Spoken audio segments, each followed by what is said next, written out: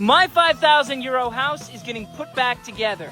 One of my biggest goals is to turn this spot into a bathroom. But in the middle of the woods, there are no water lines, so the water company came out again to inspect the new trail we built. They liked what they saw, and we're gonna break ground and lay those new pipes next week. Which was great timing, because just after the water company, some people from GF came up the hill. They brought with them a bunch of water pipes and fittings from Honor. They explained to me all of the tools and materials I was going to need to get water to my bathroom. The truth is, I know nothing about plumbing, so I was really happy that they came up to explain everything to me. Wow.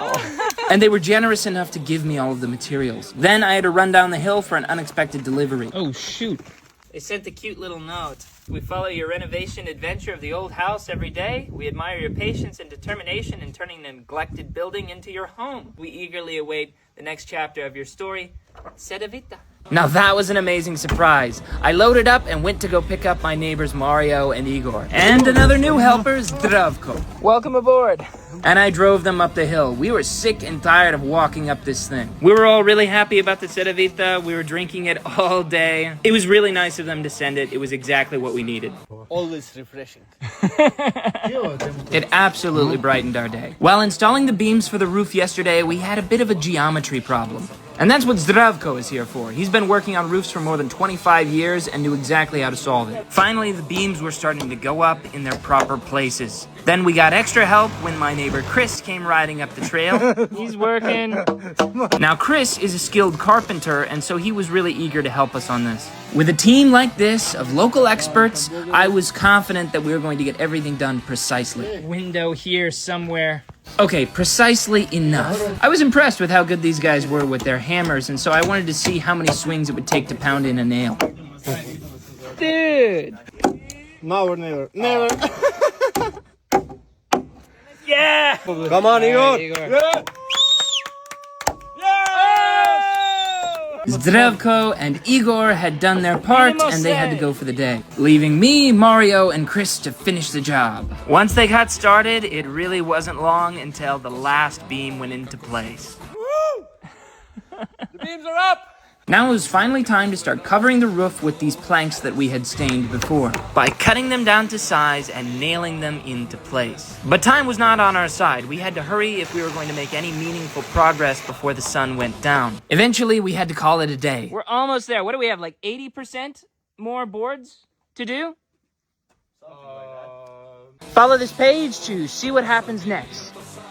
My 5,000 euro house is getting a new bathroom. Or at least it's getting the foundation of one. Did you line it up? I don't know. This foundation is particularly difficult because of the drainage pipes. Basically, we're just kind of guessing and making it up as we go along. But I fully trust my neighbor Igor to guess correctly. This house was never built with running water in mind, so we need to be careful. The foundation will first begin with kind of a fence of concrete. We're building this wooden frame to keep it in place. Or at least we were until it started to rain and we had to cover everything up and call it a day. The next morning, I went to pick up some supplies we were missing. Gotta do what you gotta do.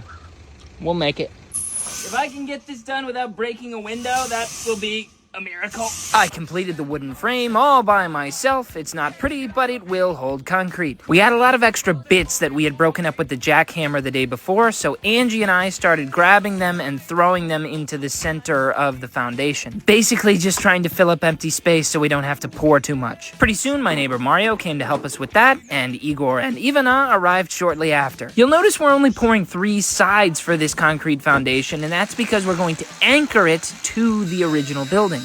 On each side, we drilled in these metal bars for strength, and then we put in 2 layers of this mesh that I had bought on each side. Then I had to pick up an unexpected delivery. How many boxes total? 1, 2, 3? Yes, Lasta, a company based out of Bosnia and Herzegovina, sent me like a bunch of boxes of cookies. These are called krem shtapici. There are 5 different flavors, and basically everyone in the region is familiar with them. I'm really happy they were the ones who decided to send us these cookies because everyone on the job site likes them. And so I made sure to set out a bunch of boxes with all of the flavors. I'm not sure how many boxes we went through in just this day, but it was quite a lot. A giant cookie, maybe? Yes, it's a giant cookie. I finally caved and decided to buy a cement mixer. My neighbor Chris and Mario built it. The rebar was finally in place. The generator was filled with gas. And it was time to start mixing, filling up those wheelbarrows, pushing them over to the frame, and carefully pouring it all in. This process continued for a little while, using various different techniques and methods, until eventually we ran out of gravel. And we didn't have a tractor, so Mario and I went down the hill with my little single-axle tractor and filled that up with gravel. And though this thing is fun to drive, and it did eventually make it up the hill, we had to enlist the help of my neighbor Patrick to put extra weight on the front. We knew there had to be an easier way. Fast and Furious. But, of course, Patrick's dad, Mladen, came in clutch again and was able to transport the gravel we needed. It seems I'm always relying on the kindness of others. Pretty soon, the last of the concrete was poured and leveled out. After it dries, we'll do the center. If Igor says it's good, then it's good. Follow this page to see what happens next. Working on my 5,000 euro house has been so unpredictable. First thing in the morning, I woke up to a huge delivery of insulation for my house. My neighbor Kresho and I loaded it up onto his tractor and drove it up my muddy hill. I'm really thankful for the brand who gave this to me, and I'll talk a little bit more about them when we install it. With some of the insulation safely stored on the roof, we went back down the trail, where another delivery was waiting for me. This is basically everything I'm going to need for the new bathroom once I build it. Once again, given to me by a gracious sponsor who I will talk more about once we start to install it. We didn't have anything to secure this down, but we made it work. Kresho drove us up the hill, we unloaded, went back down, filled up the trailer with gravel, drove back up the hill again. We unloaded the gravel, and I was told some unfortunate news. So what I learned is that this entire concrete pad in front of the house needs to be removed. We're going to bring a big jackhammer up here, destroy it all, and rebuild it from scratch. Thanks for that, guys. Of course, Martin, Kresho's son-in-law, was able to acquire a jackhammer. I honestly didn't feel good about removing this walkway, but it just wasn't built right. It was sinking into the ground, and we needed to rebuild it better. And this is all that remains. With that out of the way, my neighbor Igor and his girlfriend Ivana started building the frame for the foundation of the bathroom. While they did that, Angie and I started cleaning up the debris from the walkway. This was going to take a while, but it's definitely the kind of mindless labor I'm into. A lot of the concrete was still held together with this old metal, so I started cutting that up with the angle grinder. Then some random teenage boys came up to the house, and I immediately put them to work and gave Angie the camera. No superfluous filming. There is a deep network of roots underneath this concrete. This is the pile of just roots, and we're not even done yet. I'm still not entirely sure how I'm going to replace this old walkway, but something needs to go there. All that I know is I need solid ground to get from the bedroom to the bathroom. We got most everything cleared except for these 3 underground pillars, which were giving us real trouble. There's no way we're taking these out by hand. We've got to come in with the excavator, and it'll get rid of them. Pretty soon, this is all we were left with, and Igor and Ivana had made good progress. You know, Igor, if we were in America, you would just be building the house like this out of wood. We all kept working on the frame until eventually it was too dark to do any more. The frame was looking good, and we'll pour tomorrow. That's square. I mean, this is a triangle, but... We ended the day by getting rid of the roots. I have no eyebrows. Follow this page to see what happens next. My 5,000 euro house is starting to drive me crazy. It had been raining for 2 days straight, so Angie and I decided that we were going to stay indoors and fix these gaps in the roof. But there was one problem. We're out of bricks. My neighbor Chris came to the rescue in his Mercedes and drove us to pick up some more bricks. That's 4 bags of mortar and 15 bricks in the back of a Mercedes. There was no way a car could make it up or down that muddy trail, so we brought everything over by hand. Of course, now that the experts Chris and Mario arrived, they made short work of it. It's not pretty, but it is sealed. We wanted to do more, but the weather just got worse. I mean, this has got to be the worst rain I've experienced since I moved to Europe. I mean, for real. Yes, after 2 days of rain, we were in for a 3rd straight. It seemed like it would never end until the next day. Finally,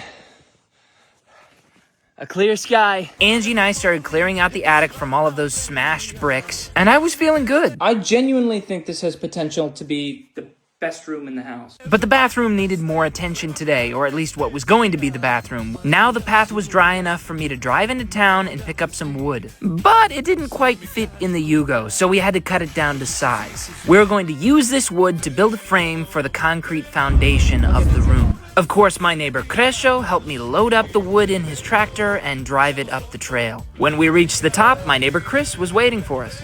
This water tank needed to be moved before we could do any work, but all of the places it could go were full of debris. Luckily, some neighborhood boys came up and offered to help us clear the way. Then Crescio came up with his son-in-law Martin, and even more neighborhood boys came up to help. Chris and Martin cleared out a space for the water tank to go, and we had to lift it. Water is precious. We didn't want to empty the tank, so it took everyone to lift it and put it in place. Rock solid.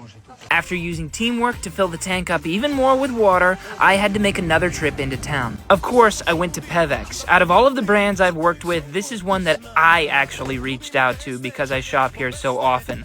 I pick up basically all of my tools and supplies at Pevex. There's like a lot of stuff in here.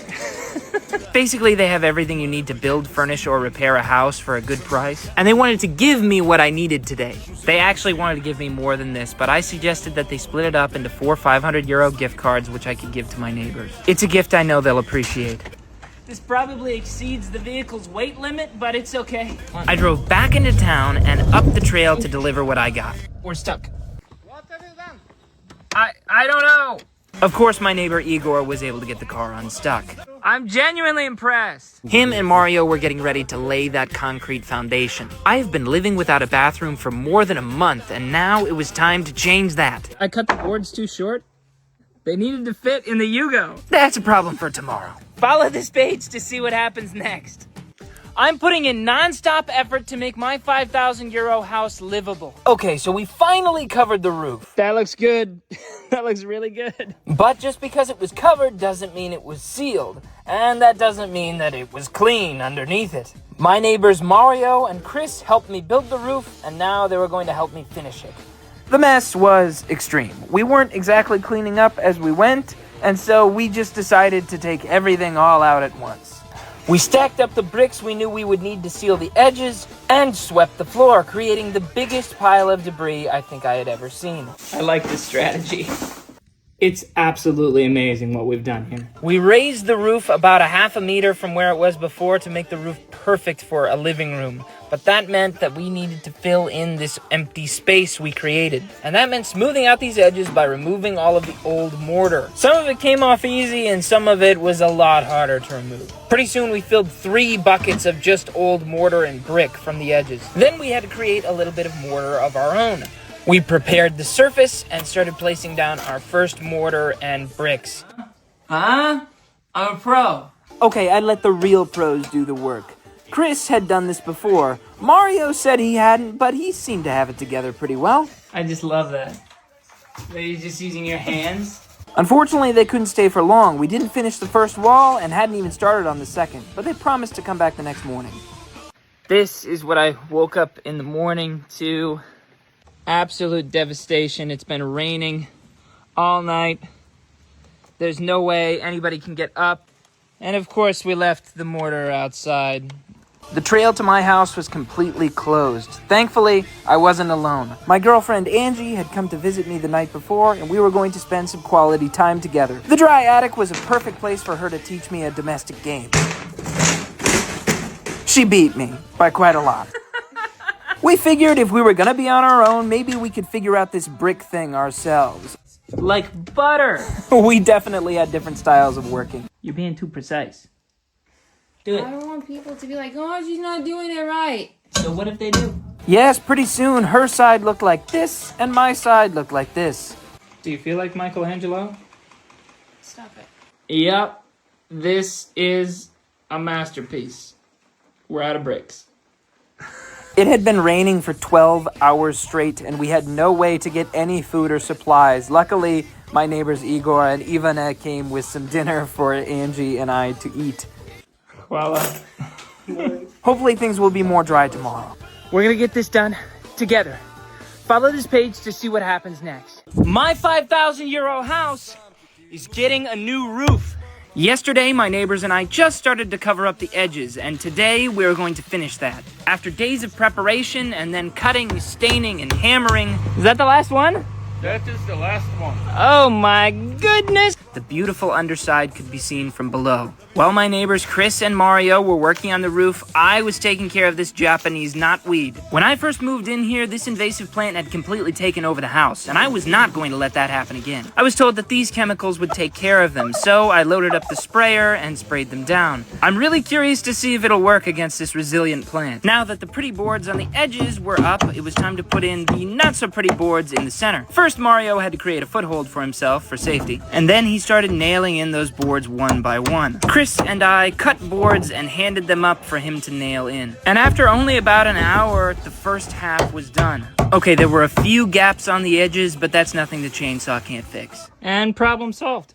The chainsaw left a lot of dust on the roof that needed to be blown off. Oh, jeez, watch where you're pointing that thing. We got an extra set of hands when my neighbor Igor came to join us. Despite not claiming to be a roofer, he seemed to really know how this process works. We had just a few small gaps left when it started to rain. Rain is leaking through the roof. Must not have been done very well. Thankfully, the rain didn't last long, and pretty soon the four of us were back up on the roof. Yes, we were all definitely putting in equal amounts of work on this roof project. It was a real team effort. Good place to get some sunbathing done. I'm on the beach. With the wood almost finished, it was time for the protective foil. Bruh. The wood, of course, wasn't perfect, so this fills in gaps and keeps water out. After hammering in a little bit of support, it was time to staple down the first line of foil. I could not do this. That's for sure. It was amazing to see that roof shape back on top again. There's just one question. How do these guys get down? Well, I guess we were planning on having a window here at some point. That is a good solution. These three neighbors ended up making an excellent team. Even though they've never worked together before, they seem to just have everything figured out the way it was supposed to be. Finally, with the last of the foil nailed down, my house was waterproof and I had a new room. Feels good, man. Feels good. Follow this page to see what happens next.